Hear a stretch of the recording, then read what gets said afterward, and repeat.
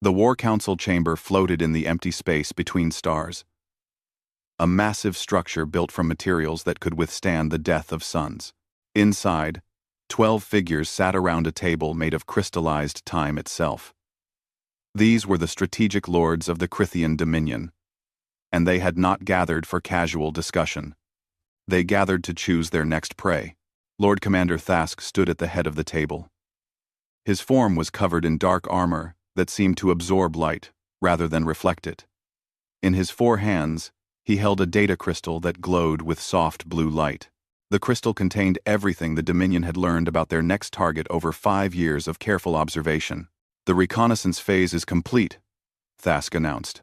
His voice echoed through the chamber with the weight of authority earned over 800 successful conquests. Sol 3. Designation: Earth. Intelligence assessment is final. He activated the crystal. A holographic projection filled the center of the table, showing a blue and green world spinning slowly in the darkness. Continents and oceans became visible. Cities sparkled like tiny fires across the night side of the planet. To the gathered lords, it looked like every other primitive world they had consumed. Population: approximately 8 billion individual organisms, Thask continued. Technological classification: nuclear age, early space exploration capability. Political structure: fragmented into 195 separate governing bodies. No unified planetary authority. No knowledge of faster-than-light travel. No quantum shielding. No gravitic weapons. No artificial intelligence networks beyond basic computation. One of the other lords leaned forward. Lord Vesic was responsible for invasion logistics, and she had planned the last 200 conquest operations. Her voice carried the tone of someone who had seen this same scenario play out countless times. "Standard 3-wave assault protocol?" she asked.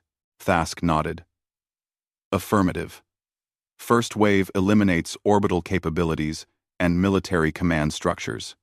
Second wave establishes atmospheric dominance and removes industrial capacity. Third wave implements ground occupation and begins assimilation processing.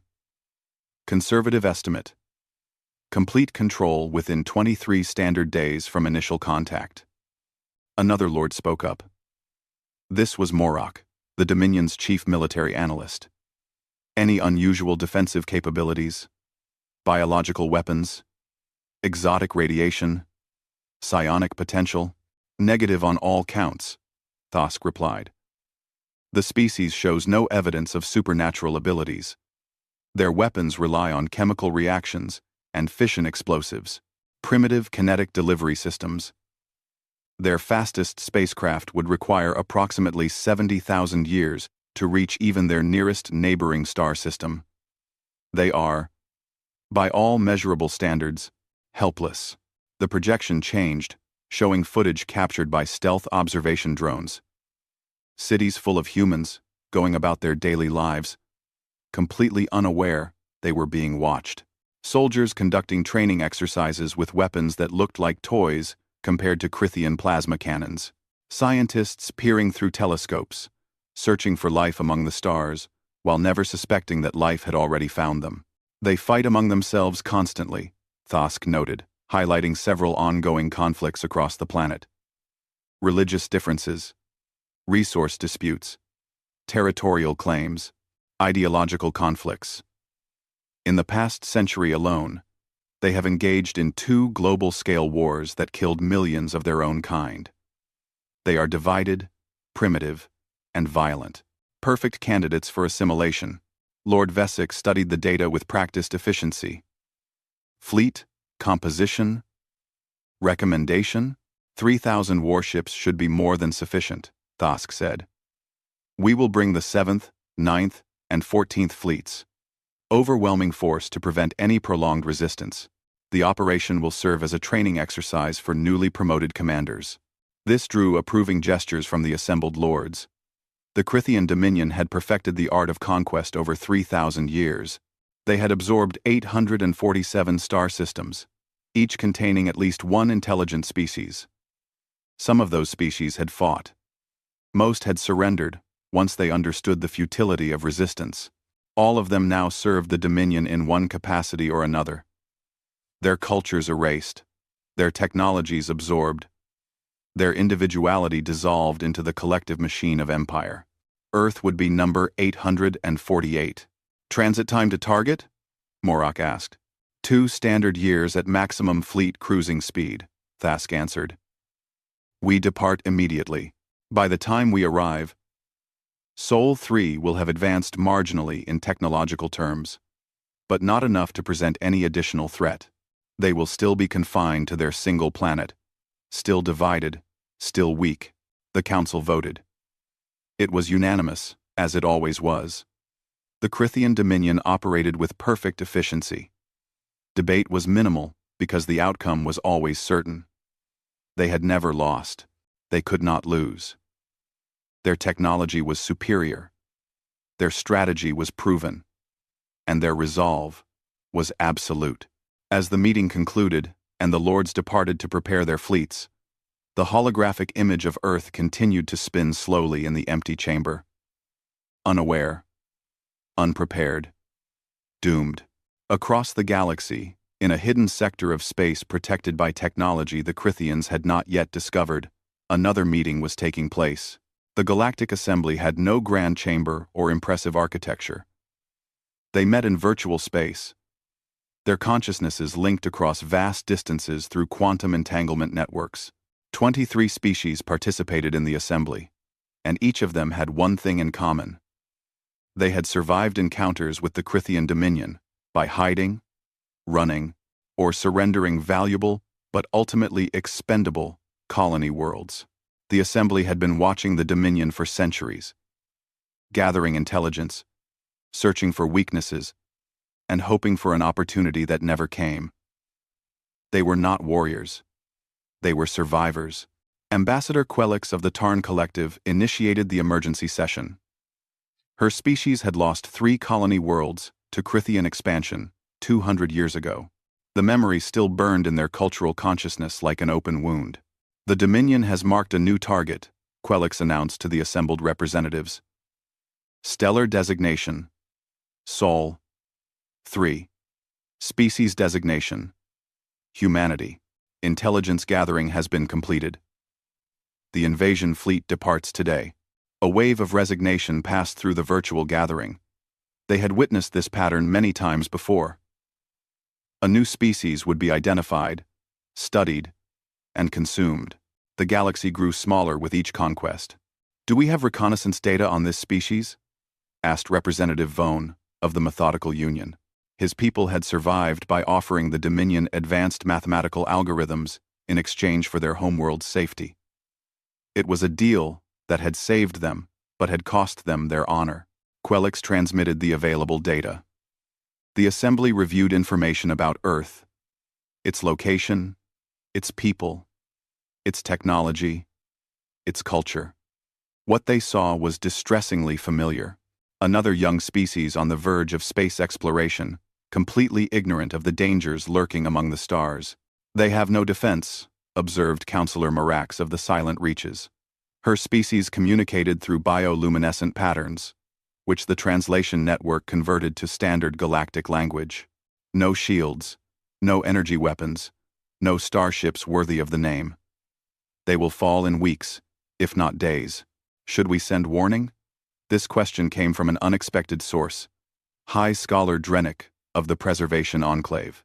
His species believed in documenting extinct civilizations, preserving their art and culture, even when the species themselves could not be saved. The virtual space fell into heavy silence. This question arose every time the Dominion marked a new target. And the answer was always the same. What purpose would warning serve? Quelix asked gently. We cannot send military aid. The Dominion's fleets would trace the transmission back to our refuge worlds. We would only die alongside humanity, achieving nothing. We could tell them to run, Drennick insisted. They have primitive spacecraft. They could send colony ships, preserve some portion of their species. Ambassador Vone shook his holographic head. They have no faster-than-light capability. Any colony ship they launched would take tens of thousands of years to reach a habitable world. The Dominion would track them down long before they arrived. We would only give them false hope. Then we do nothing? Drennick's bioluminescent pattern flickered with anguish. We simply watch another species die? We survive, Quelix said firmly. That is what we do. We survive so that someday, somehow, we might find a way to stop the Dominion. Sacrificing ourselves and achieving nothing helps no one. Humanity's fate was sealed the moment they evolved intelligence in Dominion space. The Assembly voted. 22 representatives agreed to monitor the situation, but take no direct action. Only High Scholar Drennick dissented, though even he acknowledged the logic of the decision. As the session ended and the representatives disconnected from the quantum network, each of them carried the same heavy burden. They were the witness to genocide, the scribes who recorded extinction events, the survivors who lived with the knowledge that their survival came at the cost of their courage. On Earth, none of this was known. Humans continued their daily lives, their petty conflicts, their small triumphs, and ordinary disasters. They looked up at the stars with wonder and hope, never suspecting that the universe was far more hostile than their wildest nightmares. In a small laboratory at the SETI Institute in California, Dr. Sarah Chen reviewed the latest batch of radio telescope data. She had spent 15 years searching for signs of extraterrestrial intelligence. Like thousands of researchers before her, she had found nothing but cosmic static and natural phenomena. She had no way of knowing that intelligence had already found Earth. The Crithian invasion fleet assembled at the rally point beyond the rim of Dominion space. 3,000 warships, each one capable of destroying a planet's biosphere. The fleet stretched across millions of kilometers, a mobile constellation of death arranged in perfect military formation. Lord Commander Thask stood on the bridge of the flagship Inevitable Triumph, reviewing the final preparation reports. Every system checked out perfectly. Every crew member was at peak readiness. Every weapon was calibrated and loaded. All fleets report ready for transit, his second-in-command reported. Thask nodded. Engage faster than light drives. Set course for Sol 3. Standard approach protocol. We will arrive in 2 years, conquer in 23 days, and return home victorious, just as we always have. The fleet vanished from normal space, slipping into the quantum foam that allowed for faster-than-light travel. Behind them, they left nothing but empty space. Ahead of them, 8 billion humans lived and loved, and fought and dreamed. Completely unaware that their entire species had just been marked for extinction, the clock had started counting down. 18 months passed. On Earth, seasons changed, governments rose and fell, wars continued, and peace treaties were signed. Humanity remained blissfully ignorant of the fleet, traveling toward them through the darkness between stars. Dr. Sarah Chen had almost given up hope of ever detecting anything meaningful. 15 years of analyzing cosmic noise had worn down even her considerable optimism. She had started updating her resume, considering a transition to teaching or private industry. The search for extraterrestrial intelligence was a noble pursuit, but it did not pay well, and the lack of results made funding increasingly difficult to secure. On a Tuesday morning in March, everything changed. Sarah was reviewing data from the radio telescope array when something caught her attention. It was not the usual pattern of cosmic background radiation or pulsar signals. This was different, structured, deliberate, impossible. The signal had bypassed every conventional physics model she understood. It had not traveled at light speed. Instead, it had somehow appeared simultaneously across multiple receiving stations, separated by thousands of kilometers. That should have been impossible. Information could not travel faster than light. Einstein had proven that over a century ago. Yet here was evidence that suggested otherwise. Sarah ran the data through every verification protocol available. She checked for equipment malfunction, software errors, interference from terrestrial sources, natural phenomena that might create similar patterns.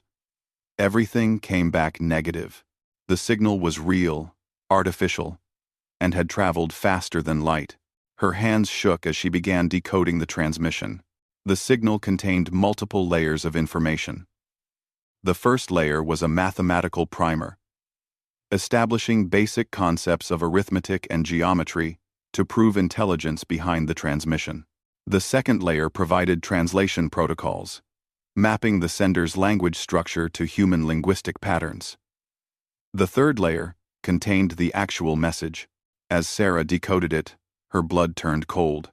The message began with a greeting, then immediately delivered information that shattered every assumption humanity held about its place in the universe. Intelligent life was not rare. It was common. There were thousands of spacefaring civilizations scattered across the galaxy. Earth was not alone, had never been alone. And that was the worst news possible, because one of those civilizations was coming to destroy them. The transmission explained the Crithian dominion in clinical detail, their history of conquest spanning 3 millennia, their technological superiority over nearly every known species, their strategic doctrine of overwhelming force, followed by complete assimilation, their perfect record of 847 successful invasions. Earth was target number 848. The message provided specifics that made Sarah's stomach turn. The invasion fleet had departed 18 months ago. It consisted of 3,000 warships. It would arrive in approximately 6 months. Humanity's military technology would be utterly useless against weapons that could crack planets. The invasion would be swift, brutal, and successful. But the message did not end there. The sender identified itself as High Scholar Drennick of the Preservation Enclave, a member of the Galactic Assembly. Drennick admitted that his people would not send help. They were too frightened of Crithian retaliation. But he could not remain silent while another species faced extinction. So he sent this warning, transmitted through experimental faster-than-light communication technology that had taken his people centuries to develop. The message included technical data about Crithian weapon systems, ship configurations, known tactical patterns, and strategic doctrine. It was intelligence that might give humanity a fighting chance, however slim. Drennick had included everything he could access, without triggering security protocols that might alert the Dominion to his betrayal. The message ended with an apology and a gift. The apology was for humanity's impending fate. The gift was the transmission technology itself, embedded in the signal's carrier wave. If human scientists could reverse engineer it, they might develop faster-than-light communication. It would not save them from the invasion, but at least they would not die in ignorance. Sarah sat in her laboratory chair for 30 minutes, unable to move. Her mind struggled to process what she had discovered. The greatest achievement in human history and the worst news imaginable had arrived in the same transmission. She saved every byte of data to multiple secure locations. Then she made the phone call that would change everything. Within hours, military intelligence officers arrived at the SETI Institute. Within days, the transmission had been verified by the world's leading scientists. Within weeks, heads of state were briefed on the situation. The initial reaction was predictable: denial. Many governments dismissed the transmission as an elaborate hoax, despite the verifiable, faster-than-light nature of the signal itself. Some claimed it was a psychological operation by rival nations. Others suggested mass delusion or equipment failure. Then Drennick's message proved itself. The transmission had included predictions of stellar phenomena that would occur in the following weeks. Specific asteroids entering specific orbits on specific dates. A solar flare of precise intensity at a precise time. The gamma ray burst from a supernova in a distant galaxy, visible on a specific day. Every prediction came true with perfect accuracy. The evidence became undeniable. The transmission was real. The threat was real. The invasion fleet was real. And getting closer every day. Panic spread across the globe like wildfire. The United Nations convened an emergency session. Every member nation sent representatives. For once, political differences and historical conflicts seemed trivial compared to the existential threat bearing down on them. Humanity stood at the edge of extinction, and all the old grievances suddenly felt irrelevant. But unity of purpose did not immediately translate to unity of action. The Emergency Defense Council was formed, bringing together the world's top military strategists, scientists, engineers, and political leaders.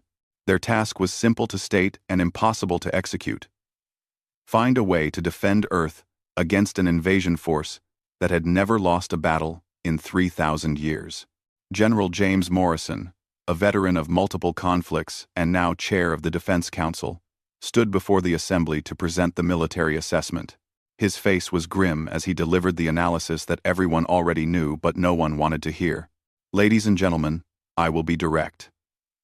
Based on the intelligence provided in the transmission, our chances of military victory are effectively zero, Morrison said. The Crithian Dominion possesses technology centuries beyond our current capabilities. Their ships can travel faster than light. Their weapons can destroy cities from orbit. Their shields can deflect anything we can throw at them. Our most powerful nuclear weapons would be like firecrackers against their armor. He pulled up tactical simulations that the Defense Council had run. Every scenario ended the same way: total human defeat within days of first contact.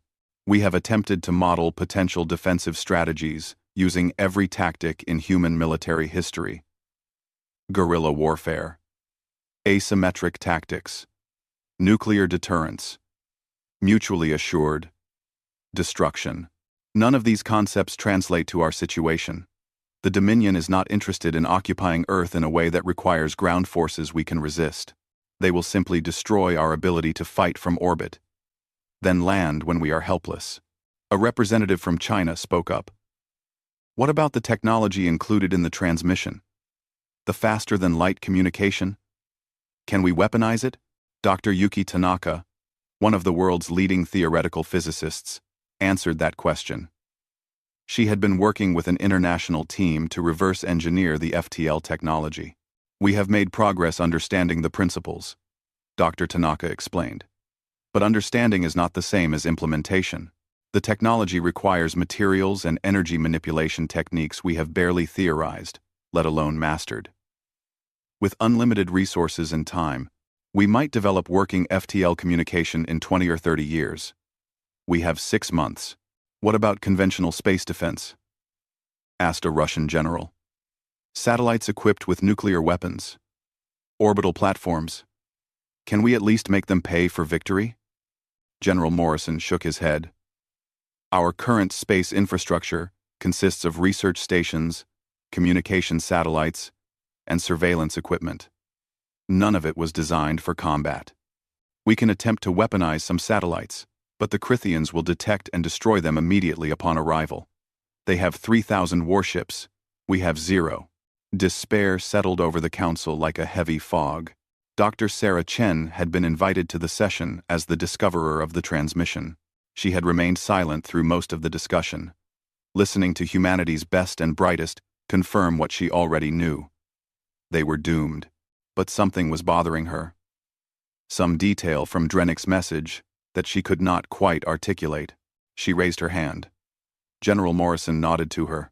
I want to go back to the intelligence data, Sarah said. Drennick included detailed information about Crithian tactics and strategy. Has anyone analyzed why he included those specific details? What do you mean? Morrison asked. Sarah pulled up the relevant sections of the transmission on the main display. Look at what he emphasized. Ship formations. Standard invasion protocols. Tactical patterns. Known doctrine. He did not just tell us we are going to lose. He told us exactly how the Crithians fight. Dr. Tanaka leaned forward, interest sparking in her eyes. You think he included that for a reason beyond simple documentation? The message says the Crithian Dominion has conquered 847 species using the same strategic approach, Sarah continued. That is 847 victories with the same playbook. What does that tell us? No. A young military analyst named Captain David Park spoke up. In military terms, That means they have no reason to innovate. Why change tactics when you are undefeated? Why? Exactly, Sarah said. They have become predictable. They do not expect resistance to adapt because resistance has never succeeded. Every species they have conquered either surrendered immediately or fought using conventional defensive strategies that the Crithians could easily counter. General Morrison crossed his arms, skeptical but listening. What are you suggesting? I am suggesting we look at this differently, Sarah said. We cannot win a conventional military engagement. But what if we do not fight conventionally? What if we do things no other species has tried simply because those things seemed too desperate, too costly, or too insane? The room fell silent as people processed this idea. Dr. Tanaka was the first to respond. You are talking about asymmetric warfare taken to an extreme level. Tactics that accept massive losses in exchange for inflicting any damage at all. I am talking about making them regret marking us as a target, Sarah said quietly. We cannot win. But maybe we can make victory expensive enough that they think twice before attacking the next species. A Middle Eastern diplomat named Ambassador Rashid spoke with careful words. That is a suicide strategy. You are suggesting we design our defense around the assumption we will lose but hurt them in the process. Yes, Sarah said simply. Because the alternative is hoping for a miracle that will not come. General Morrison studied her for a long moment. Then, surprisingly, he nodded. We need to think like a species with nothing to lose. Because that is exactly what we are. The Defense Council adjourned with new purpose. They could not save Earth. But perhaps they could teach the Crithian Dominion that some prey had teeth. In the weeks that followed, a new approach began to take shape. Scientists examined the Crithian tactical data. Looking for vulnerabilities, engineers started designing weapons that prioritized damage over survival. Military strategists began planning operations that assumed total loss in exchange for any strategic effect. Humanity had 6 months to prepare for a battle they could not win. But they would make damn sure it was a battle the Crithians would never forget. The world should have ended in chaos. When faced with extinction, civilizations throughout history had collapsed into panic, looting, violence, and despair. The United Nations expected riots. Governments prepared for social breakdown. Military forces positioned themselves to maintain order when the public learned the truth. But something strange happened instead. The information leaked, as secrets always do. A classified document here. A worried scientist there. A journalist who connected the dots. Within 3 weeks of the Emergency Defense Council's formation, rumors of an alien invasion spread across the internet like wildfire. Governments could not contain it. They stopped trying. The official announcement came on a Monday morning. Every major network broadcast simultaneously as the Secretary-General of the United Nations explained humanity's situation. They were not alone in the universe. Intelligent life existed, and it was coming to kill them in approximately 5 months. The expected panic did arrive, but it lasted only about 48 hours. Then, something in the human spirit shifted. People looked at the countdown to invasion and made a collective decision that surprised even the psychologists and sociologists studying mass behavior. They decided to fight. Not in an organized, top-down military fashion. That was happening too, as governments mobilized their armed forces and space agencies. But something else emerged from the grassroots level, something chaotic and beautiful and utterly insane. Humanity weaponized its creativity. In a garage in Ohio, a 17-year-old named Marcus Webb and his friends started a project they called Orbital Denial System. Using scrapped satellite parts purchased from aerospace surplus stores, they built crude kinetic impactors designed to be launched into Earth orbit on amateur rockets. The physics were simple. Objects in orbit moved at tremendous speeds. Even small debris could cause catastrophic damage. If the Crithians wanted orbital superiority, humanity would turn Earth's orbit into a minefield. The United Nations Space Defense Initiative heard about the project and tried to shut it down for safety reasons.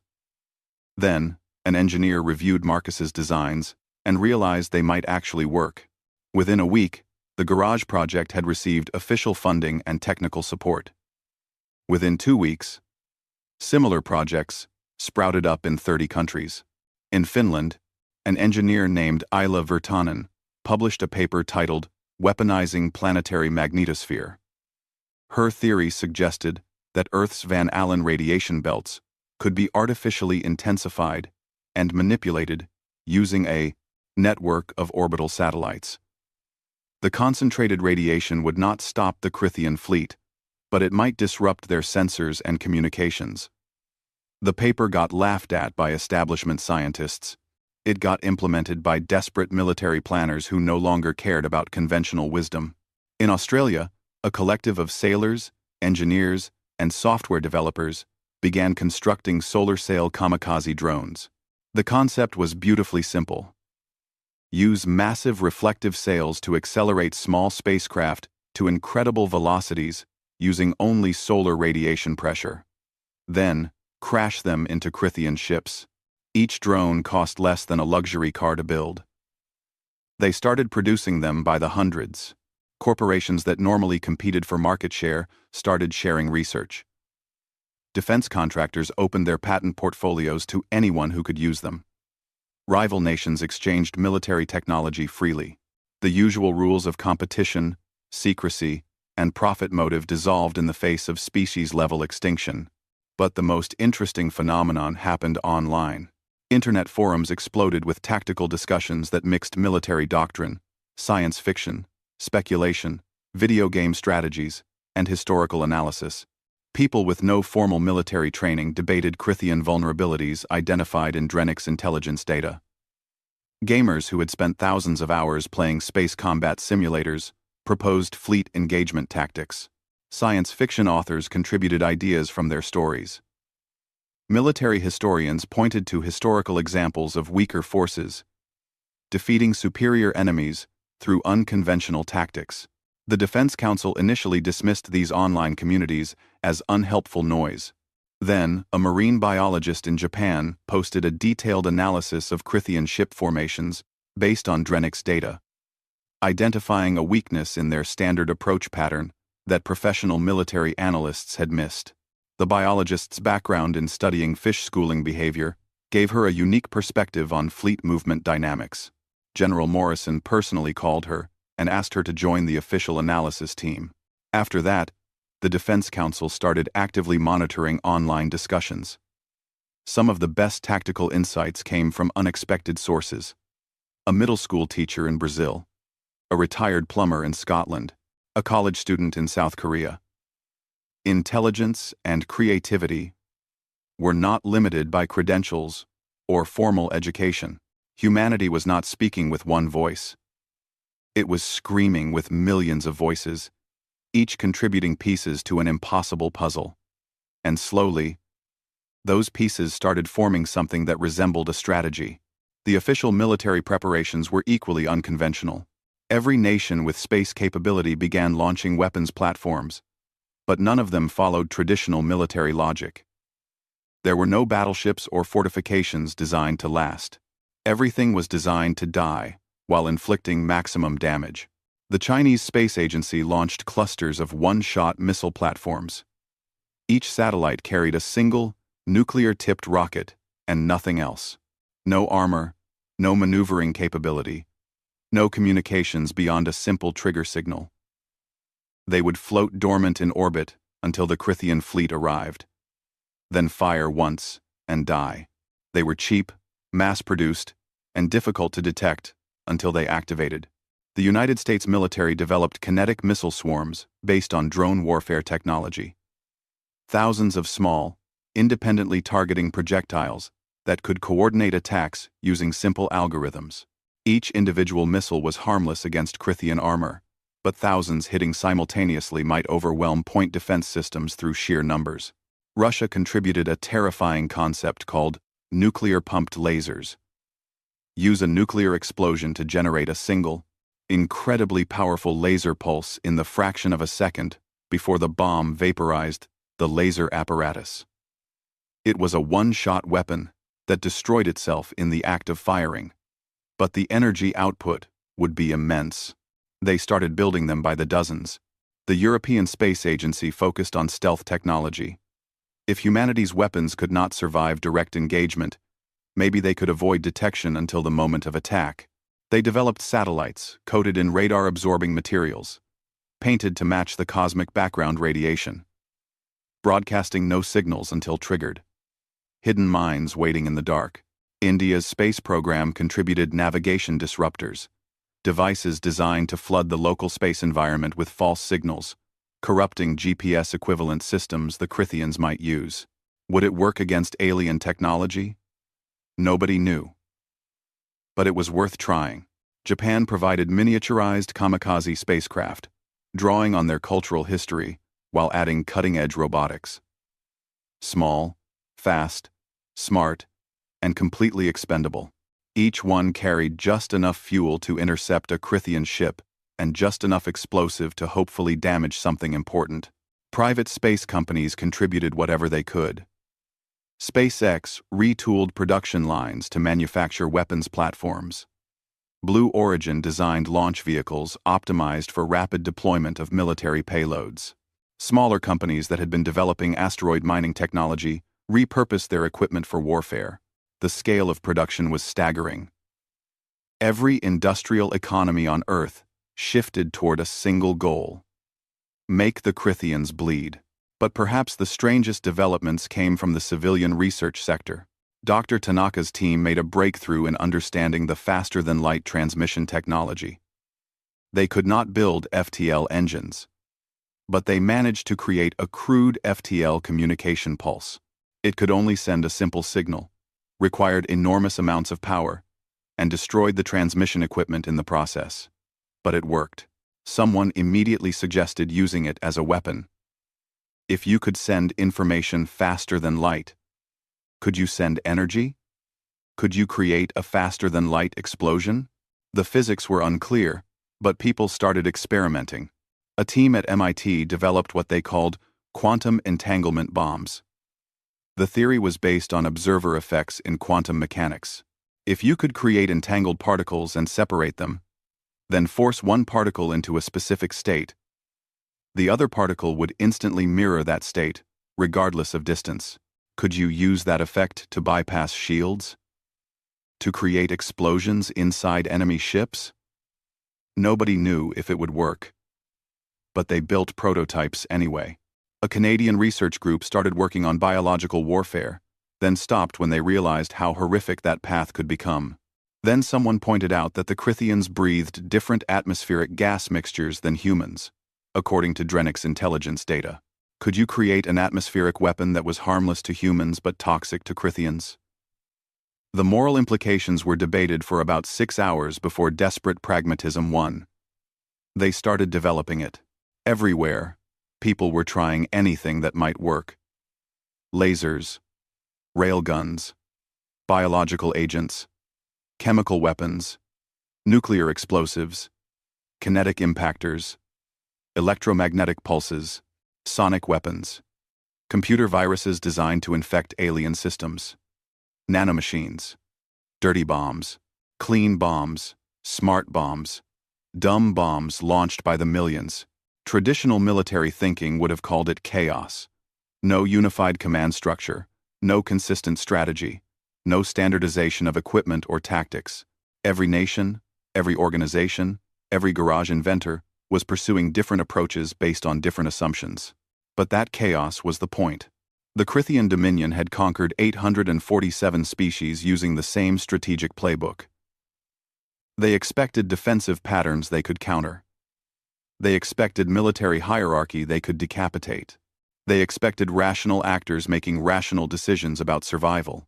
Humanity gave them chaos instead. General Morrison stood in the Defense Council Command Center, watching data feeds from construction projects around the world. Thousands of weapons platforms being built, millions of individual components being manufactured, billions of people contributing in ways large and small. Dr. Sarah Chen stood beside him, reviewing the latest tactical analysis. "This should not work," Morrison said quietly. "Everything we are doing violates basic military doctrine.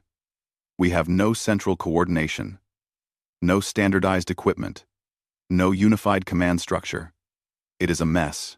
Yes. Sarah agreed. But the Crithians have never fought a mess before. They have fought organized resistance, professional militaries, rational opponents who followed logical strategic principles. We are giving them something they have never encountered. A species too stupid to know when we are beaten? Sarah smiled grimly. A species too stubborn to care. The countdown continued. 4 months. Until invasion. 3 months. 2 months.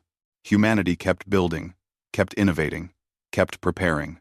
The Galactic Assembly monitored Earth's preparations with growing confusion. This was not how prey species behaved. They were supposed to panic, fragment, beg for mercy, or attempt futile diplomatic solutions. They were not supposed to turn their entire civilization into a weapons factory. Ambassador Quelix reviewed the intelligence reports with growing unease.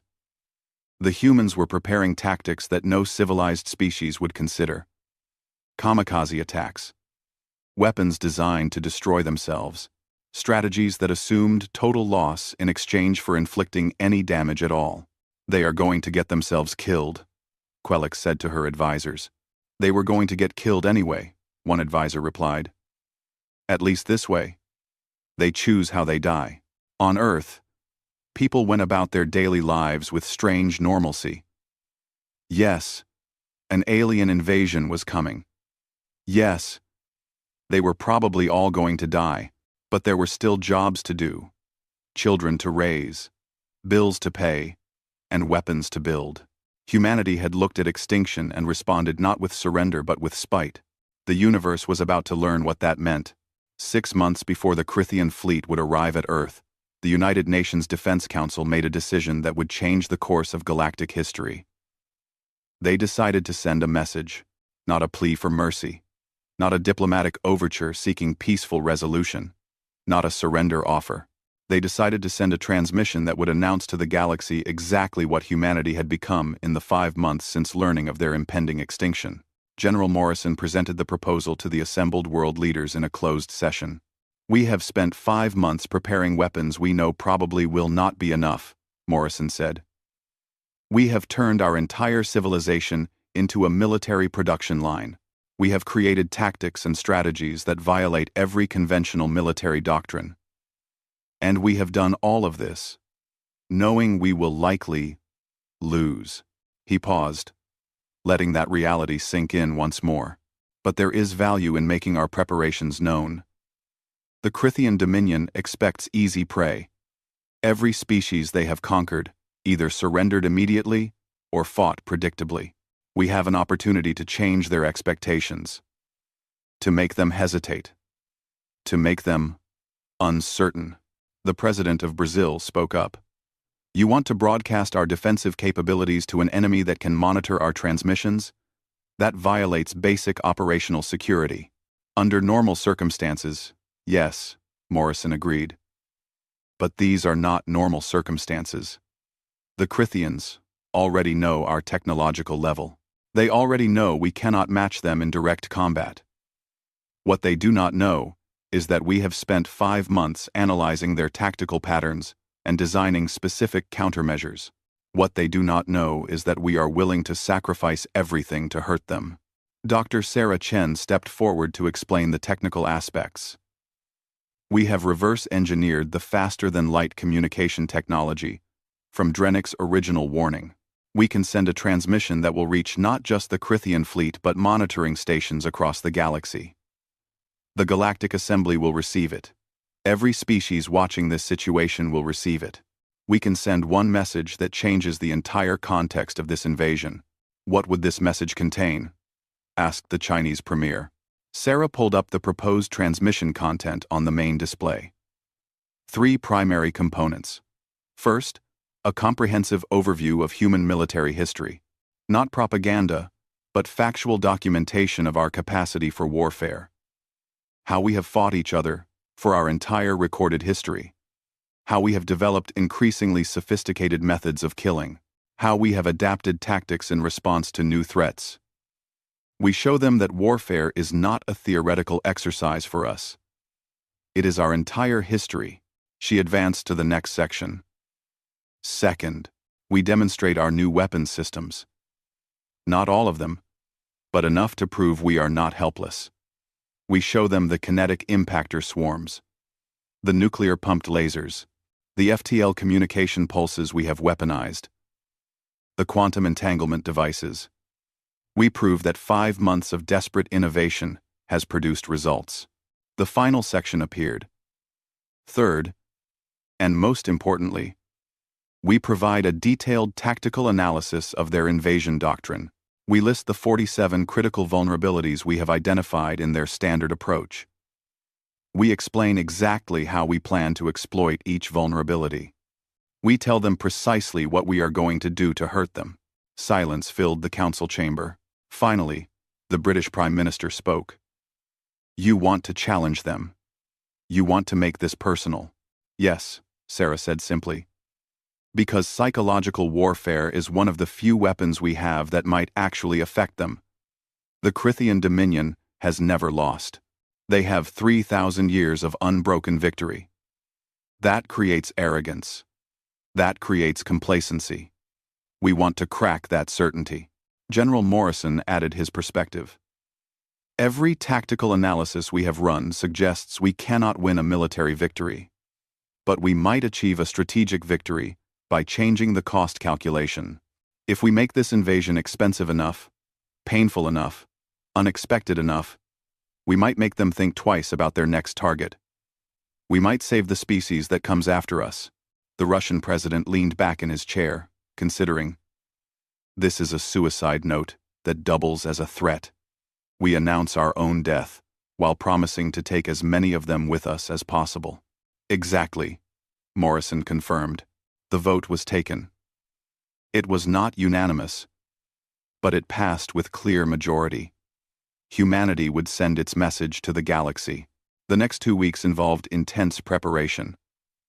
Scientists compiled the Human Military History Database, spanning from ancient warfare to modern conflicts. Engineers documented the new weapons systems. Military analysts finalized the tactical analysis of Crithian vulnerabilities.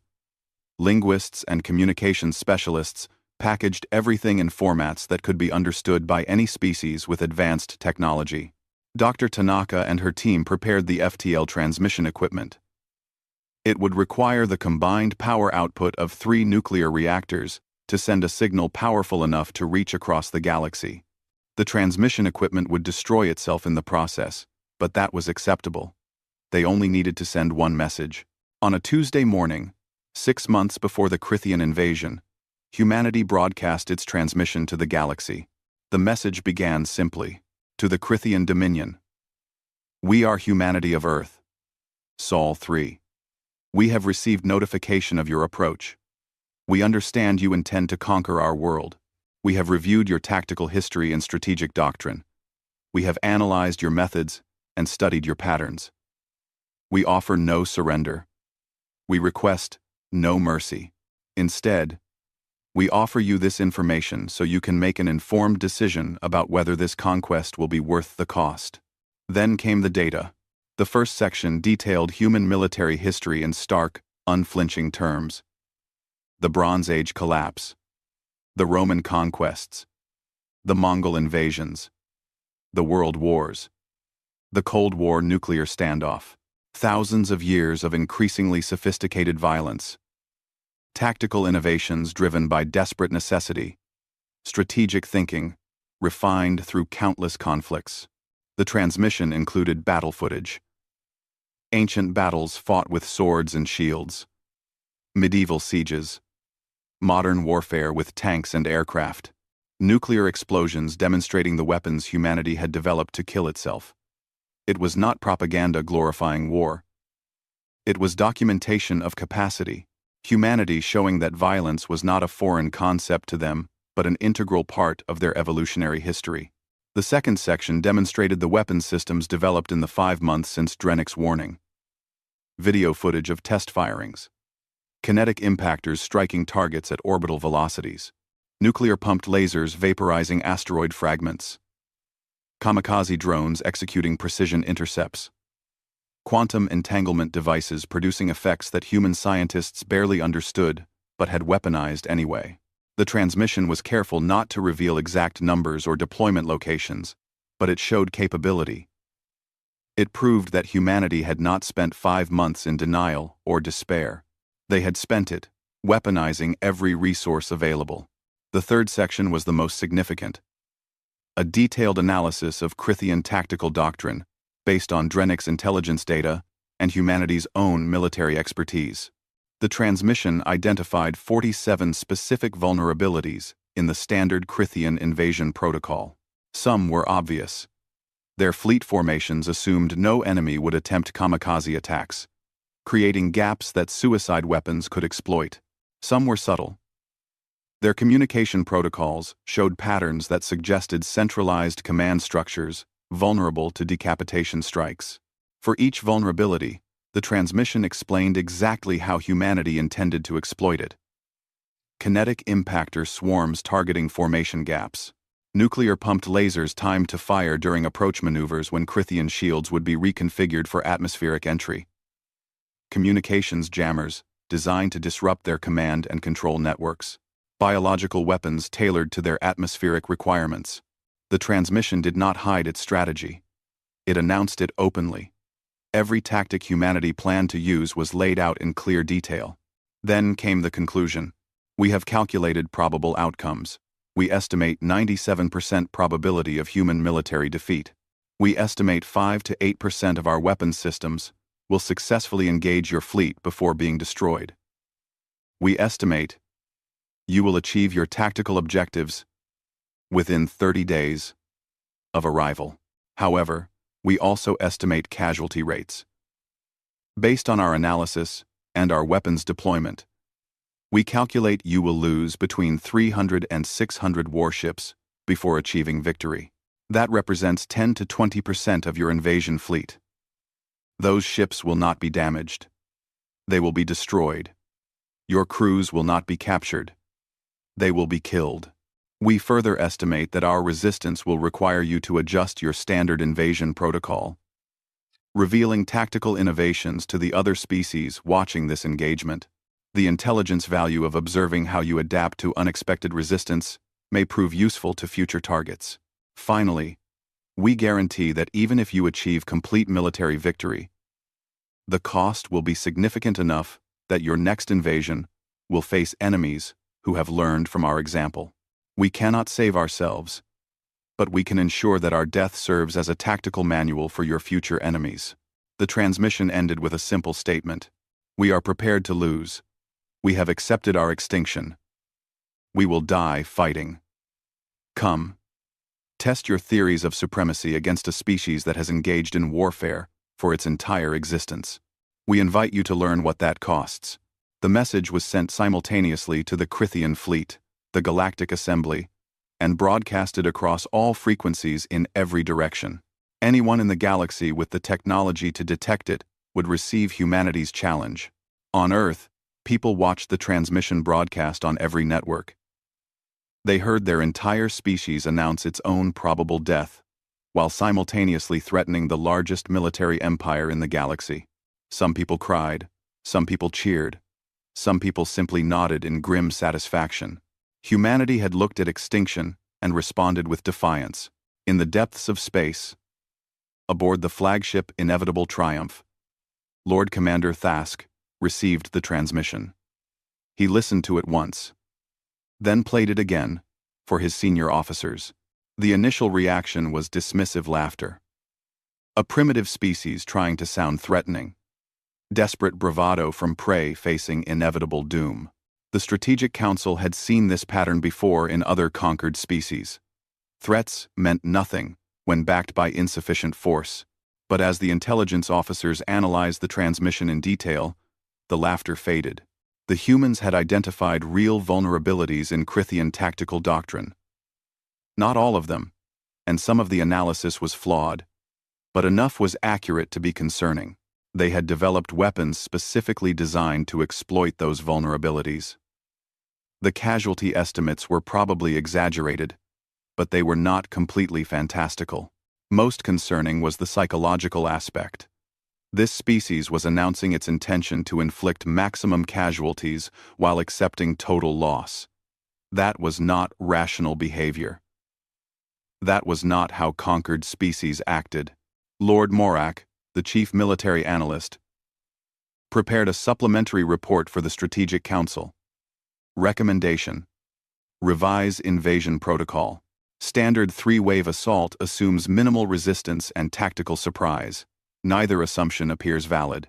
Recommend expanded preliminary bombardment and increased fleet spacing to counter kinetic impactor threat. Lord Commander Thask read the report with growing irritation. They had never needed to revise protocol before. Every species fell to the standard approach. Why should this primitive species be different? But the numbers did not lie. If even half of humanity's claimed weapons systems worked as described, casualties would exceed anything the Dominion had experienced in 3,000 years. Across the galaxy, other species received the transmission with shocked disbelief. In the Galactic Assembly, Ambassador Quelix listened to humanity's message and felt something she had not experienced in 200 years. Hope. Not hope that humanity would survive. That still seemed impossible.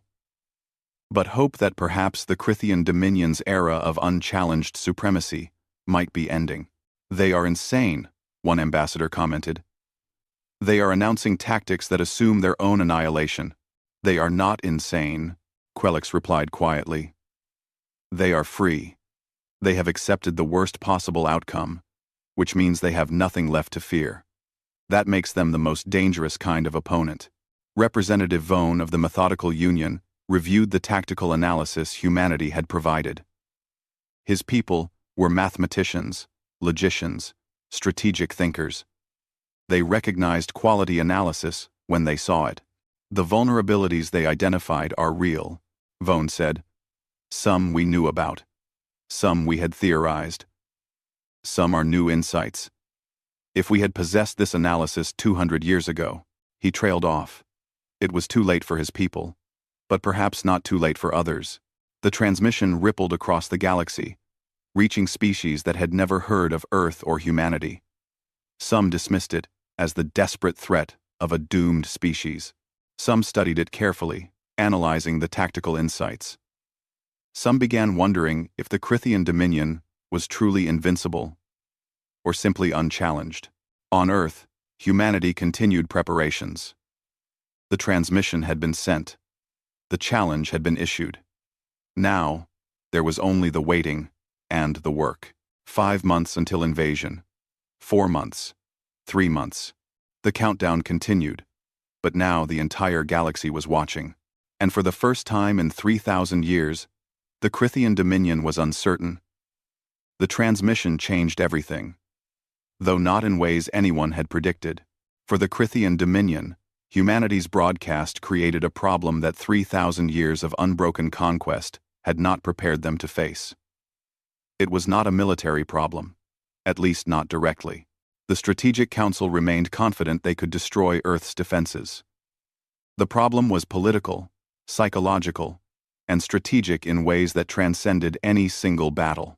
Lord Commander Thask convened an emergency session of the Strategic Council 3 months before the fleet was scheduled to arrive at Earth.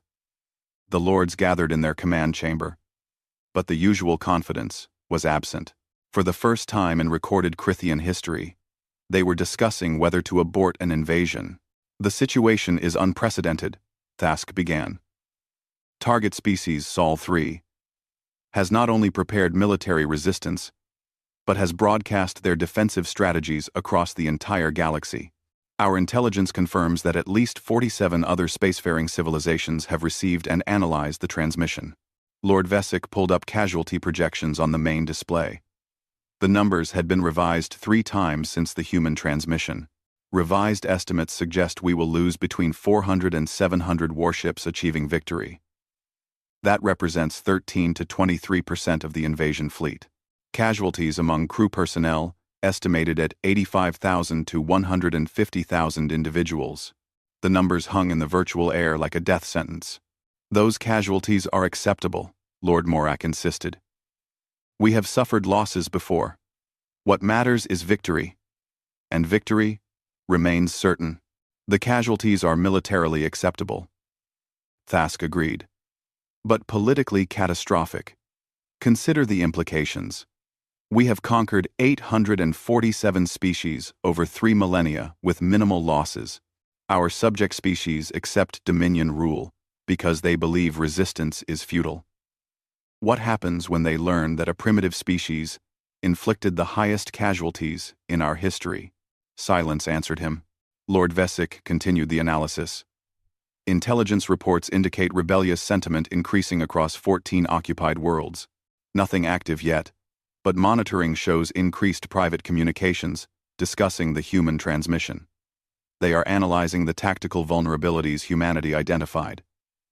They are studying human weapons designs. They are learning. Then we destroy Earth quickly and thoroughly, another lord argued. Demonstrate that resistance, no matter how fierce, ultimately fails. At what cost? Thask challenged. Yes, we can conquer Earth. But they have already achieved a strategic victory. They have shown the galaxy that the Crithian dominion can be hurt. They have provided a tactical manual for resisting our invasion protocols.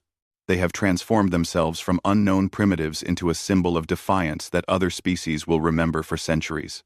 Lord Morak leaned forward, his form tense with barely controlled anger. Are you suggesting we withdraw?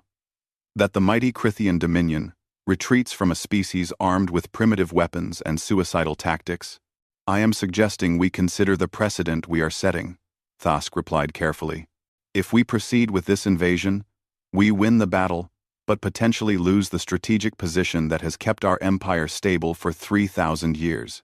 Every species we have conquered accepted their fate because they believed resistance was hopeless. Humanity has broken that narrative. Encrode. 1. The debate continued for hours.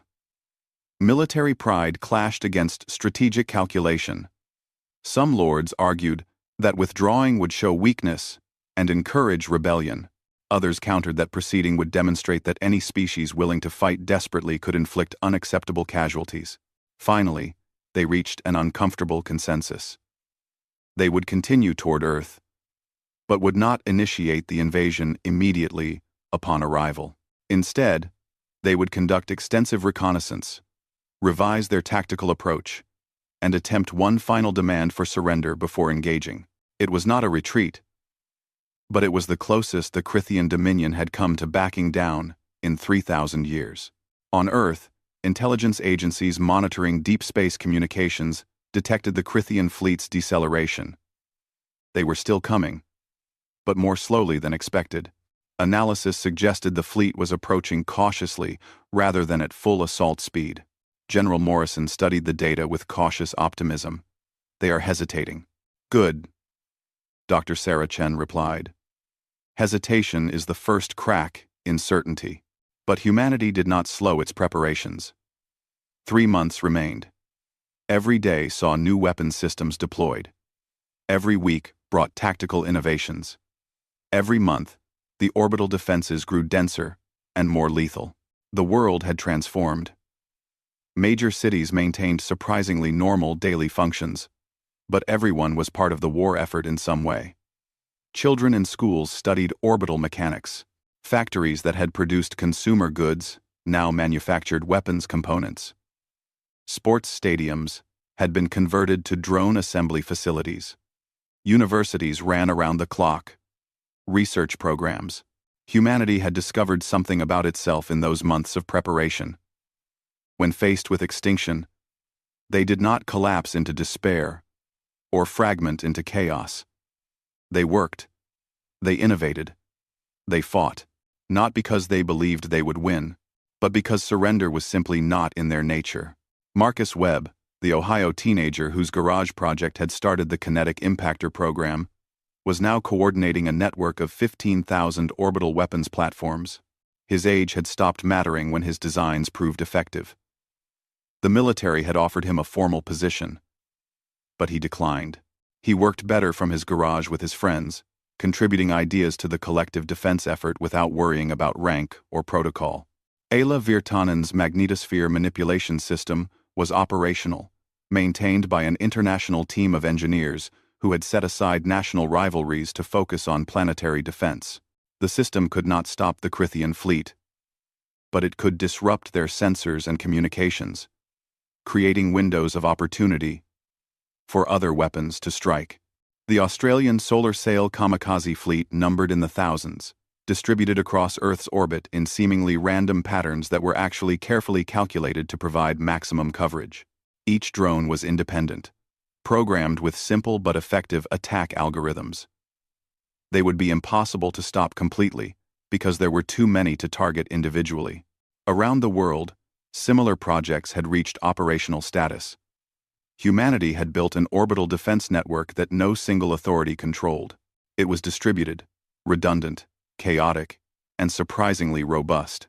Destroying any one component would not collapse the entire system because there was no entire system, just thousands of independent pieces working toward the same goal. The Galactic Assembly watched these developments with fascination and horror. Humanity was doing things no civilized species would consider. They were arming children. They were weaponizing their planet's natural radiation. They were building weapons designed to explode in suicide attacks. They were violating every standard of civilized warfare. And it was working. Not working in the sense of guaranteed victory, but working in the sense of creating genuine uncertainty. For the first time in recorded galactic history, a species marked for conquest by the Crithian Dominion had made their conquerors hesitate. Ambassador Quelix convened a special session of the Galactic Assembly. The agenda had one item: whether to provide aid to humanity. We cannot defeat the Crithian Dominion militarily, Quelix acknowledged. But we can provide intelligence. We can share our own experiences of Crithian tactics. We can give humanity every advantage possible, short of direct military intervention. The debate was fierce. Some species argued that helping humanity would only provoke Crithian retaliation against the Assembly itself. Others pointed out that humanity had already done what centuries of Assembly diplomacy had failed to achieve. They had made the Dominion uncertain. Representative Vone spoke with unusual passion. My people surrendered without fighting. We gave the Dominion our technology in exchange for our homeworld's survival. We have lived with that shame for 200 years. I will not watch another species face extinction without offering what help we can provide. High Scholar Drennick, who had sent the original warning to Earth, made a final argument. Humanity asked for nothing from us. They received warning of their death and responded by preparing to make that death as costly as possible for their enemy. They have shown more courage than any of our species demonstrated. If we cannot help them, we should at least witness what they do. Their sacrifice may teach us how to reclaim what we lost. The Assembly voted. It was not unanimous, but the majority supported providing additional intelligence to humanity. Tactical data on Crithian ship vulnerabilities. Updated information on fleet compositions. Details about weapons systems and shield frequencies. Everything the Assembly had gathered over centuries of fearful observation.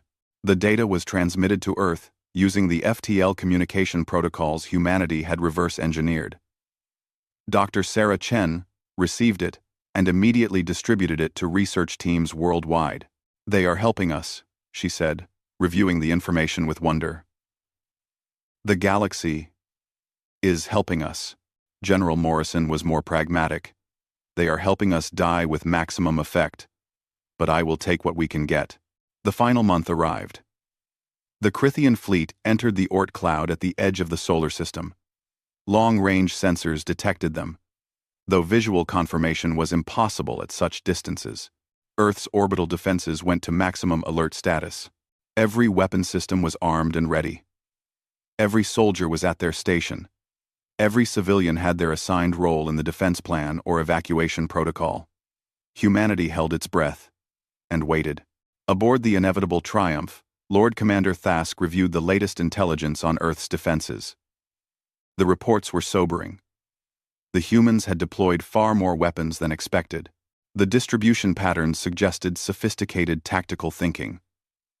The variety of systems indicated they had prepared counters for multiple Crithian approaches. He could still win. He was certain of that. But the cost kept rising. With every analysis update, Thask made a decision that would have been unthinkable 6 months ago. He opened a communication channel toward Earth. A diplomatic channel. On Earth, the transmission was received with shock. The Crithian Dominion was hailing them. Not attacking, talking. The transmission was simple. Crithian Dominion to human government. We offer terms. Surrender now. Accept assimilation peacefully. And your species will be preserved. Your culture will be integrated into the Dominion. You will serve but not be exterminated. Resist, and we will reduce your planet to ash. Choose wisely. The message was broadcast worldwide. People heard the choice laid out clearly. Surrender and serve, or fight and die. The United Nations convened an emergency session to formulate a response. The debate lasted exactly 14 minutes. The vote was unanimous. General Morrison composed the reply himself. It was brief. Humanity to Crithian Dominion. We choose extinction over subjugation. We choose death, fighting over life serving. You have traveled 2 years to reach us. You have committed 3,000 warships to our conquest. We acknowledge you will likely succeed, but we guarantee you will pay a price that makes you question whether our world was worth claiming. Come teach us what defeat means. We will show you what it costs. The transmission was sent. Across the galaxy, species monitoring the exchange understood what had just happened. Humanity had rejected the only peaceful option. They had chosen certain death over possible survival. Some species thought them insane. Some thought them heroic. All of them recognized that something fundamental had shifted. The Crithian Dominion had offered mercy, which they had never done before. They had opened negotiations, which they had never needed before. They had shown uncertainty, which they had never felt before. And humanity had rejected them. Lord Commander Thask received the human response and felt something he had not experienced in his centuries of military service. Not fear, exactly, but something close. Recognition that this battle would be different from all the others, that this prey had teeth and was eager to use them. The fleet continued its approach but did not accelerate to attack speed. Thask issued orders to maintain defensive formations and maximize shield strength. He authorized expanded reconnaissance before engaging. He prepared for the highest casualties in Crithian military history. On Earth, people went back to their preparations. The surrender offer had been made and rejected. There would be no more negotiations. Only battle. Humanity had 6 weeks left. They spent it working, building, preparing, and accepting what was coming. The galaxy watched and waited. The Crithian Dominion, for the first time in 3,000 years, approached a conquest with caution rather than certainty. And humanity, marked as Target 848, prepared to teach the universe a lesson about the cost of trying to extinguish a species that refused to quietly die. The fleet crossed the orbit of Neptune. Then Uranus. Then Saturn. Each passing day brought them closer to Earth and gave humanity one more day to prepare. The Galactic Assembly monitored the situation continuously. Some species sent messages of support to Earth, knowing those messages would arrive too late to matter but sending them anyway. Others prepared to observe the battle, documenting what would likely be humanity's final stand. Ambassador Quelix recorded a personal message to whoever might survive to hear it. Let it be known that humanity faced extinction with courage. They were offered survival through surrender and chose death through resistance. They were outmatched and knew it, yet fought anyway. Whatever the outcome of this battle, let the galaxy remember that at least one species chose dignity over survival. Let their example inspire others who face impossible choices. And let the Crithian Dominion remember that conquest is never free, and some prey refuses to be consumed quietly. The fleet reached Jupiter's orbit. Earth's defensive weapons activated. their targeting systems locked on the approaching enemy. Humanity's soldiers checked their equipment one final time. Scientists ran final diagnostics on experimental weapons. Children said goodbye to parents who were stationed on orbital platforms. Old people stood on hillsides watching the sky, knowing they would not live to see the outcome but determined to witness the beginning. The countdown reached 0. The Crithian fleet hesitated at the edge of Mars' orbit, running final reconnaissance, revising tactics, calculating costs. They would attack eventually. Victory was still certain, but for the first time in 3,000 years, the Crithian Dominion was afraid of what victory would cost. And across the galaxy, 847 conquered species watched and learned and began to hope that perhaps the age of unquestioned Dominion supremacy was ending. Humanity waited, weapons ready, resolve absolute, prepared to show the universe that some species would rather burn than kneel.